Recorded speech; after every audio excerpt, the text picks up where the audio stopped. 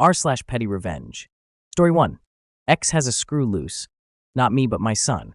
He was 28 at the time and married to a total loon. Needy, moody, tried to isolate him from us. He did everything he could to make her happy. Then she admitted to having an affair. Only reason she told him is she got herpes. So he kicked her out. Only reason the day the movers came to get her stuff, my son's friend came over to act as a buffer. My son stayed out of the way as they loaded up her boxes, bookshelves, and bed frame. The friend offered to help dismantle the furniture so she could get out faster. When it was all done, the friend went to my son and said, "I am proud of you. You didn't get mad or cause a scene. You deserve a reward. Hold out your hand." My son held out his hand, and the friend dumped in an assortment of hardware. Screws, bolts, nuts, washers, and so on. The friend said that as he took the furniture apart, he would pocket some of the hardware so she would not be able to reassemble them. The shelves would not attach in the bookshelf. The bed frame had just enough hardware to hold the shape, but not enough to support a mattress. The springs in the futon were not attached to anything, so if you sat down, you would fall straight through. He also poked pinholes in her cleaning supplies so they would leak very slowly unless they got squeezed in, which case they would really leak.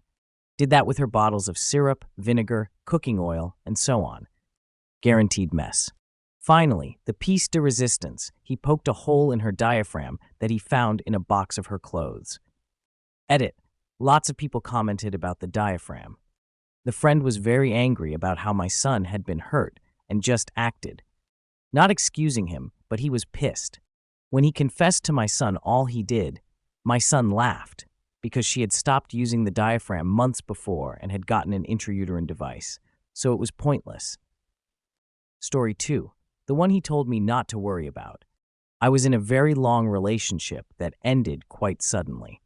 A few months later, I had a proper rebound fling with a guy we will call Mark. Mark was in a graduate program, and we would often go out with his colleagues. At the time, he was living with several people from the program, so they were often around. He was in a very male-dominated field, but there was one girl in the program. We will call her Terry. Terry was often at these large group events. She was intentionally very rude to me and would belittle me in front of the group. Mark never stood up for me, but other guys in the program would often tell her to back off or chill out. I confronted Mark about it, and he admitted that she has confessed her feelings to him after he had told her how wonderful our first date was. He told me that he had rejected her firmly, wanted to be with me, and did not think she was pretty. Throughout the rest of our short-lived relationship, he would repeatedly tell me how ugly/psycho/stupid she was. Flash forward a few years later. Mark and I are completely separate on social media, but a few of his roommates still follow me. One got married last week and who was in the wedding photos, but Terry and Mark, the newly engaged couple. I have sent them the KitchenAid mixer from their wedding registry, engraved so that it is not returnable and has little resale value. With a personalized note, "Mark, I am so glad you could get over your hang-ups about Terry. All my love, Betty." Yes, of course I chose the KitchenAid because it would sit on their counter every day. It is not so much that they are together, but more that he lied to me repeatedly and that he has vocalized repeatedly how ugly he thinks his fiancée is. She treated me like crap, and he told me he thought she was a piece of crap. I guess they deserve each other. Story 3. Cut in line, get the light. Dropping son off at school this morning, there is a turning lane, but traffic is bad, so people like to cross the double yellow line for hundreds of feet to bypass waiting in the line going straight to get in the turning lane. See, I get it, but you have no idea how many people are waiting lawfully to get in the same turn lane, and accidents have been caused before. When I saw them pull out to go around me, I moved my car slightly to the left to let them know that was not going to happen. I straddled both lanes for a few seconds until I got into the turn lane legally. Here is the revenge. I slowly approached the light, knowing it was going to turn red very soon. It turned yellow, and I crept into the intersection and turned left just as it turned red and the line cutter was forced to stay there. Another light cycle. Ha! Story 4. Suck it, Grandma. I used to be a fat kid. Most of my family is obese or has some health issues relating to it.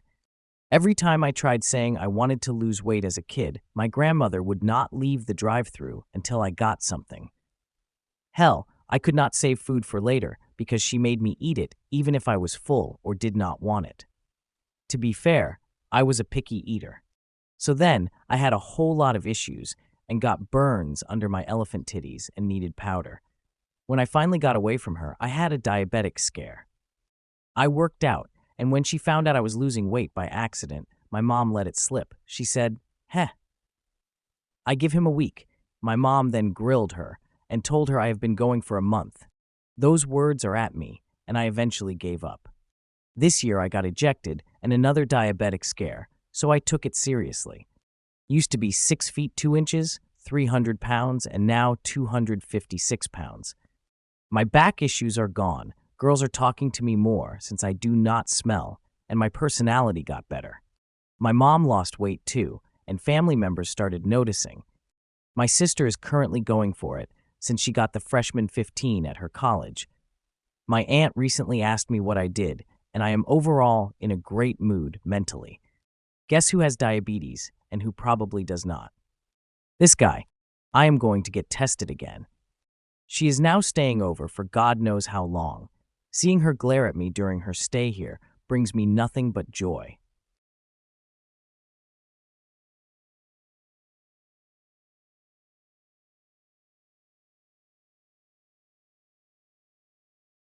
She has acknowledged my weight loss, but when people on the phone see me in the background of her calls, they start complimenting me, and she gets quiet all of a sudden.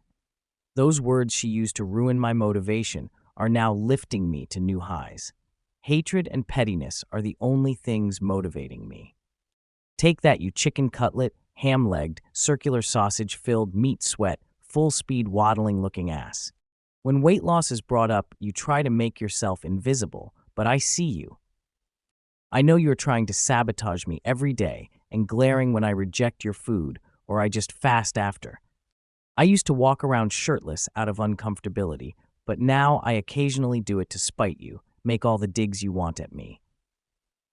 I do not care. It means you are watching me, the firstborn grandson, your granddaughter, and my mom losing weight and seeing the misery on your face brings me joy.